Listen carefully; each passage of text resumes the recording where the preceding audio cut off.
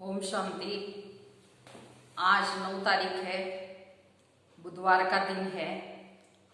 आज मैं समर्थात्मा हूँ, इस स्वमान का अभ्यास करेंगे और सारा दिन समर्थ और श्रेष्ठ संकल्प करते रहेंगे।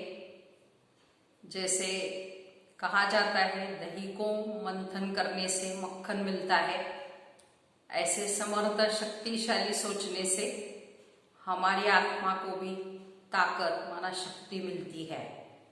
तो आज प्यारे बाबा ने कहा हुआ है, जो संकल्प ईश्वरीय सेवार्थ चलता है वो शुद्ध संकल्प है, निरसंकल्प कहेंगे, उसको व्यर्थ नहीं कहेंगे। तो ऐसे सारा दिन श्रेष्ठ और शुद्ध संकल्पों में रहना है। तो आज का प्यारे बाबा का महावाक्य है। बाबा कहते, मीठे बच्चे, जो संकल्प ईश्वरीय सेवार्थ चलता है उसे शुद्ध संकल्प व निरसंकल्प ही कहेंगे, व्यर्थ नहीं। प्रश्न, विकर्मों से बचने के लिए कौन सी फर्ज अदाई पालन करते भी अनासक्त रहो? उत्तर है, मित्र संबंधियों की सर्विस भले करो, लेकिन अलौकिक ईश्वरीय दृष्टि रख कर ही करो। उनमें मोह की रग नहीं जानी चाहिए। अगर किसी विकारी संबंध से संकल्प भी चलता है तो वह भी विकर्म बन जाता है। इसलिए अनासक्त होकर फर्ज अदाई पालन करो। जितना हो सके देही अभिमानी रहने का पुरुषार्थ करो। मानव कहते अपना कर्तव्य फर्ज अदाई करते हुए भी अनासक्त रहना है। मानव बाबा कहते हैं, अलौकिक दृष्टि से मित्र परिवार संबंधियों की ईश्वरीय सेवा करनी है, बाकी उनमें मोह नहीं रखना है। बाबा कहते फर्ज माना उनको भी हमको बाप का संदेश देने का फर्ज या कर्तव्य है। इस तरीके से उनकी पालना करते रहना है और साथ साथ बाबा कहते अपना देही अभिमानी बनने का पुरुषार्थ भी करना है। ओम शांति। आज तुम बच्चों को संकल्प, विकल्प, निरसंकल्प अथवा कर्म, अकर्म और विकर्म पर समझाया जाता है। जब तक तुम यहाँ हो तब तक तुम्हारे संकल्प जरूर चलेंगे। संकल्प धारण किए बिना कोई मनुष्य एक क्षण भी रह नहीं सकता। अब ये संकल्प यहाँ भी चलेंगे, सतयुग में भी चलेंगे और अज्ञान काल में भी चलते हैं। परंतु ज्ञान में आने से संकल्प नहीं, क्योंकि तुम परमात्मा की सेवार्थ निमित्त बने हो। तो यज्ञ अर्थ संकल्प चलता, वह संकल्प नहीं, वह निरसंकल्प ही है। बाकी जो फालतू संकल्प चलते हैं अर्थात कलयुगी संसार और कलयुगी मित्र संबंधियों के प्रति चलते हैं, वह विकल्प कहे जाते हैं, जिससे ही विकर्म बनते हैं और विकर्मों से दुख ही प्राप्त होता है। बाकी जो यज्ञ प्रति अथवा ईश्वरीय सेवा प्रति संकल्प चलता है वो गोया निरसंकल्प हो गया। शुद्ध संकल्प सर्विस प्रति भले चले। देखो, बाबा यहाँ बैठा है तो तुम बच्चों को संभालने अर्थ, तो उनकी सर्विस करने अर्थ माँ बाप का संकल्प जरूर चलता है। परंतु ये संकल्प नहीं, इससे विकर्म नहीं बनता। परंतु यदि किसी का विकारी संबंध प्रति संकल्प चलता है तो उनका विकर्म अवश्य बनता है। तो बाबा तुम बच्चों को कहते हैं, मित्र संबंधियों की सर्विस भले करो, परंतु अलौकिक दृष्टि से वह मोह की रग नहीं आनी चाहिए। अनासक्त होकर अपनी फर्ज अदाई पालन करनी चाहिए। परंतु जो कोई यहाँ होते हुए कर्म संबंध में होते हुए उनको नहीं काट सकते, तो उनको परमात्मा को नहीं छोड़ना चाहिए। हाथ पकड़ा होगा, कुछ न कुछ पद प्राप्त कर लेंगे। अब ये तो हर एक अपने को जानते हैं कि मेरे में कौन सा विकार है। अगर किसी में एक भी विकार है तो वह देह अभिमानी जरूर ठहरा। जिसमें विकार नहीं वह ठहरा देही अभिमानी। किसी में भी कोई भी विकार है तो वो सजाएं जरूर खाएंगे, और जो विकारों से रहित है वे सजाओं से मुक्त हो जाएंगे। जैसे देखो, कोई कोई बच्चे हैं जिनमें काम है, क्रोध है, आगे थे, और कोई कोई में जिनमें न काम है, न क्रोध है, न लोभ है, न मोह है। वो सर्विस बहुत अच्छी कर सकते हैं। अब उनकी बहुत ज्ञान विज्ञान में अवस्था है, वो तो तुम सब भी वोट देंगे। अब ये तो जैसे मैं जानता हूं वैसे तुम बच्चे भी जानते, अच्छे को सब अच्छा ही कहेंगे, जिसमें कुछ खामी होगी उनको सभी वही वोट देंगे। तो अब ये निश्चय करना, जिनमें कोई विकार है वो सर्विस नहीं कर सकते। जो विकार प्रूफ है वो सर्विस कर औरों को भी आप समान बना सके। इसलिए विकारों पर पूर्ण जीत चाहिए, विकल्प पर पूर्ण जीत चाहिए। ईश्वरार्थ संकल्प को निरसंकल्प रखा जाएगा। बाबा कहते वास्तव में निरसंकल्पता उसी को कहा जाता है जो संकल्प चले ही नहीं, दुख सुख से न्यारा हो जाए। वो तो अंत में जब तुम हिसाब किताब कर पूरा कर चले जाते हो, वहां दुख सुख से न्यारा अवस्था में जाते हो, तब कोई संकल्प नहीं चलता। उस समय कर्म अकर्म दोनों से परे अकर्मी अवस्था में रहते हो, तो यहां तुम्हारा संकल्प जरूर चलेगा, क्योंकि तुम सारी दुनिया को शुद्ध बनाने अर्थ निमित्त बने हो। तो उसके लिए तुम्हारे शुद्ध संकल्प जरूर चलेंगे। सत्युग में शुद्ध संकल्प चलने के कारण संकल्प संकल्प नहीं, कर्म करते भी कर्म बंधन नहीं बनता। समझा? अब बाबा हमको कर्म अकर्म और विकर्म की गति तो परमात्मा ही समझा सकता है, तो वही विकर्मों से छुड़ाने वाला है। तो इस संगम पर तुमको बाप पढ़ा रहे हैं, इसलिए बच्चे अपने ऊपर बहुत सावधानी रखो, अपने हिसाब किताब को भी देखते रहो। तुम यहाँ आए हो हिसाब किताब चुक्त करने, ऐसे तो नहीं कि यहाँ कर हिसाब किताब बनाते जाओ और सजा खानी पड़े। ये गर्भ जेल की सजा कोई कम नहीं है। इस कारण बहुत ही पुरुषार्थ करना है। ये मंजिल बहुत भारी है, इसलिए सावधानी से चलना चाहिए। विकल्पों के ऊपर जीत पानी जरूर है। तो अब कितने तक तुमने विकल्पों पर जीत पाई है, कितने तक इस निरसंकल्प अर्थात दुख सुख से न्यारी अवस्था में रहते हो, ये तुम अपने को जानते हो। जो खुद को बाबा कहते चेक करना है, तो चेक करते चेंज करते रहना है। तो ऐसे अपने संकल्पों के ऊपर जीत पानी तो खुद नहीं समझ सकते थे, वो मम्मा बाबा से फिर पूछ सकते, क्योंकि तुम तो उनके वारिस हो, तो वो बता सकते हैं। निरसंकल्प अवस्था में रहने से तुम अपने तो क्या किसी भी विकारी के विकर्मों को दबा सकते हो। कोई भी कामी पुरुष तुम्हारे सामने आएगा तो उसका विकारी संकल्प नहीं चलेगा। और कोई देवताओं के पास जाता है तो उनके सामने वो शांत हो जाता है। वैसे तुम भी गुप्त रूप में देवताएं हो, तो तुम्हारे आगे भी किसी का विकल्प संकल्प नहीं चल सकता है। तो परंतु ऐसे बहुत कामी पुरुष है जिनका कुछ संकल्प अगर चलेगा तो भी वार नहीं कर सकेगा। अगर तुम योग युक्त होकर खड़े रहेंगे तो देखो बच्चे, तुम यहां आए हो परमात्मा को विकारों की आहुति देने, परंतु कोई कोई ने अभी कायदेशीर आहुति नहीं दी।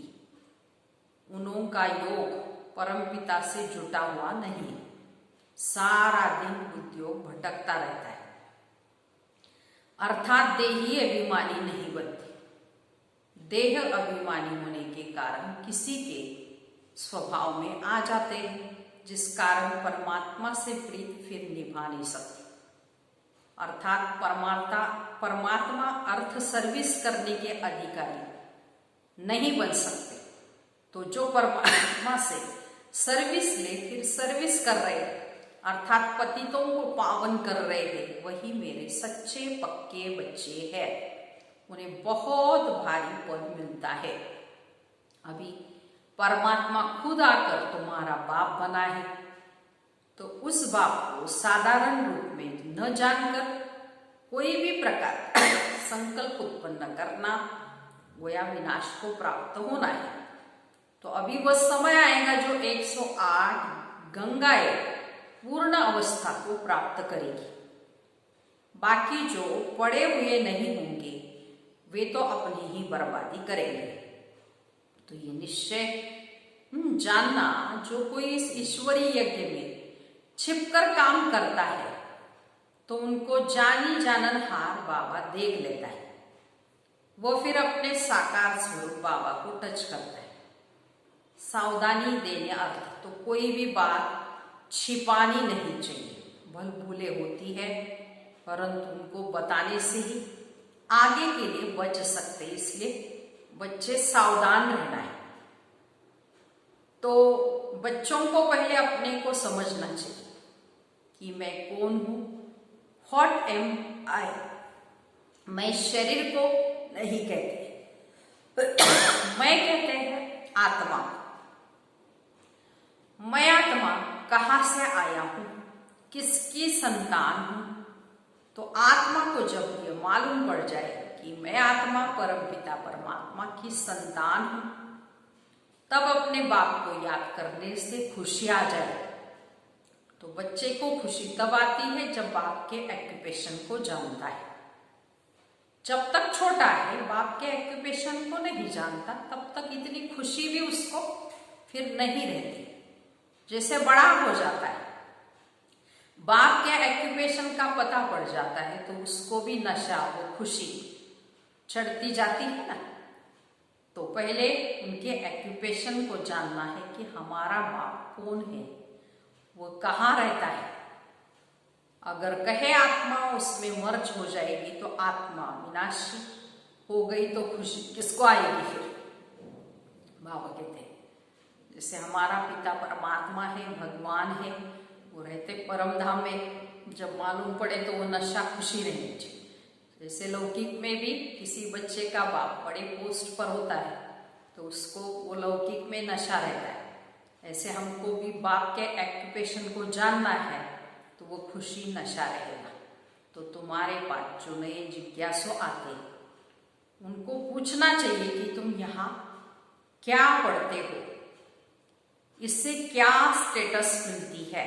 उस कॉलेज में तो पढ़ने वाले बताते हैं कि हम डॉक्टर बन रहे हैं, इंजीनियर बन रहे हैं, तो उन पर विश्वास करेंगे ना कि ये बरोबर पढ़ रहे हैं। तो यहाँ भी स्टूडेंट बताते हैं कि ये दुख की दुनिया, जिसको नरक अथवा हेल कहा जाता है, डेविल वर्ड कहते हैं, उनके अगेंस्ट में हेविन अथवा डीटी वर्ड जिसको स्वर्ग कहते हैं, तो ये सभी जानते हैं। तो समझ भी सकते हैं कि यह वही स्वर्ग है, यह नर्क है अथवा दुख की दुनिया है या पाप आत्माओं की दुनिया है। तब तो उनको पुकारते हैं कि हमको पुण्य की दुनिया में ले चलो। तो ये बच्चे जो पढ़ रहे वो जानते हैं कि हमको बाबा उस पुण्य की दुनिया में ले चल रहे हैं।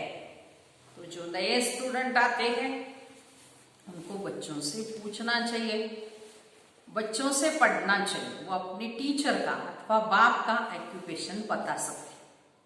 बाप थोड़ी अपनी सराहना खुद बैठ करेंगे, टीचर अपनी महिमा खुद सुनाएगा क्या, वो तो स्टूडेंट सुनाएंगे कि यह ऐसा टीचर है। तब कहते हैं स्टूडेंट शोज मास्टर। तो तुम बच्चे जो इतना कोर्स पढ़कर आए हो, तुम्हारा काम है नए बच्चों को बैठ समझाना। बाकी टीचर जो भी बीए एमए पढ़ा है वो बैठ नए स्टूडेंट को ABC सिखाएगा क्या।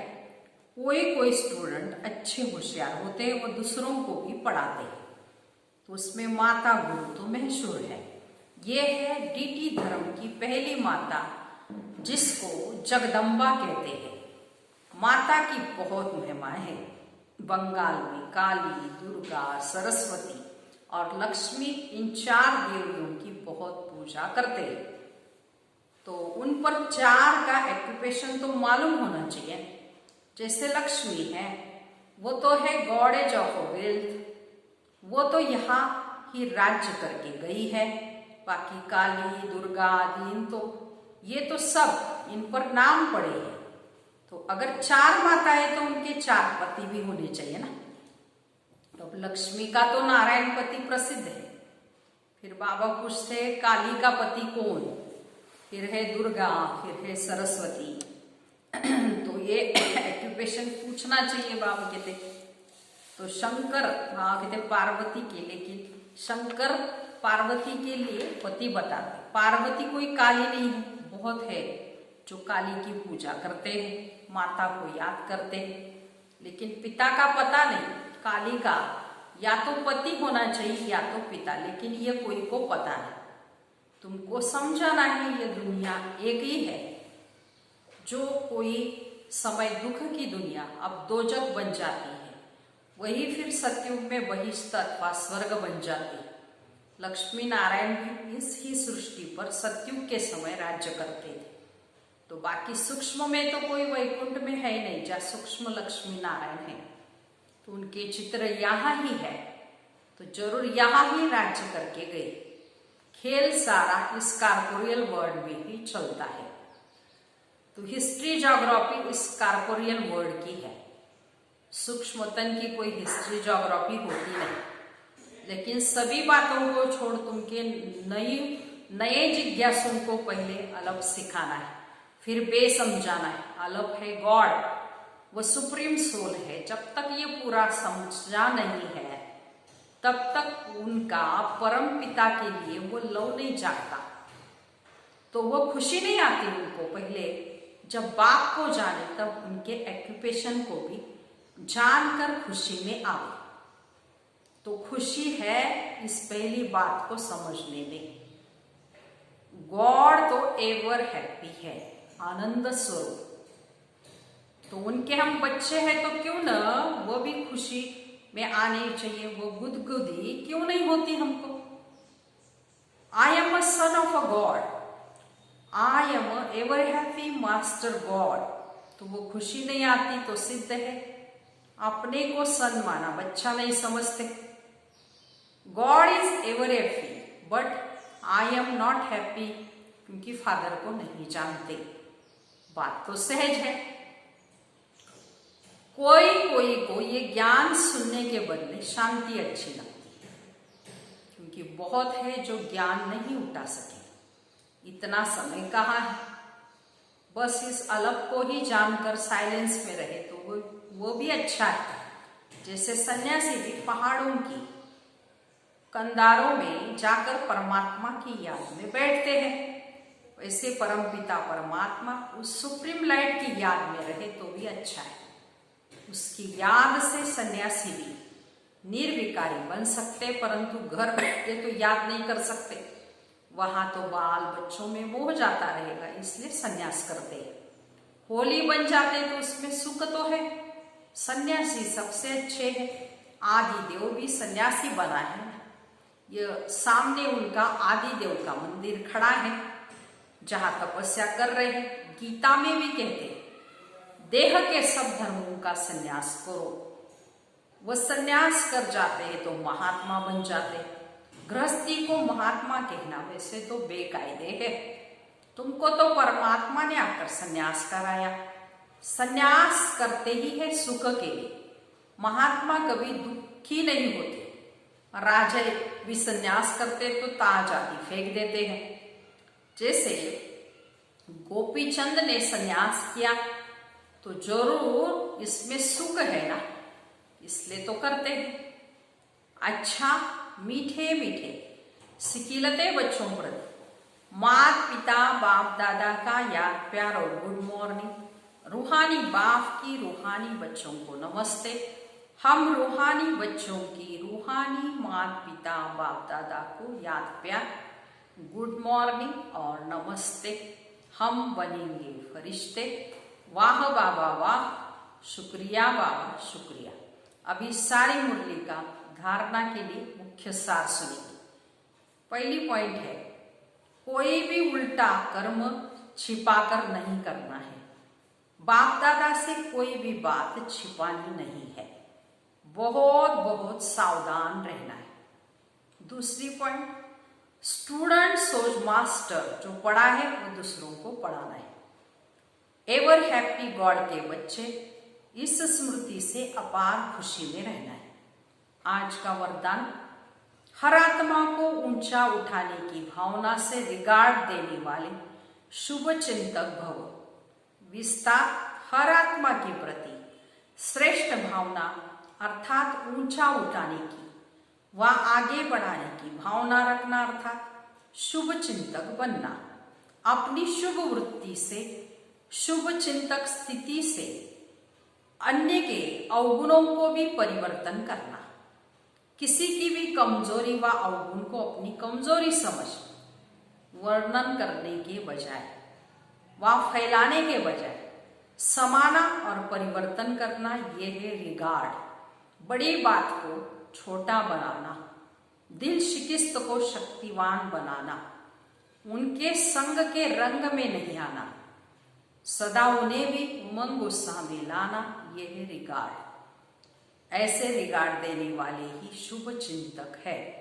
इसे सारा दिन शुभ चिंतक बनना है, श्रेष्ठ संकल्पों में रहना है, समर्थ और शक्तिशाली सोचना है और हर एक को ऊंचे उठाने के भाव से देखना है।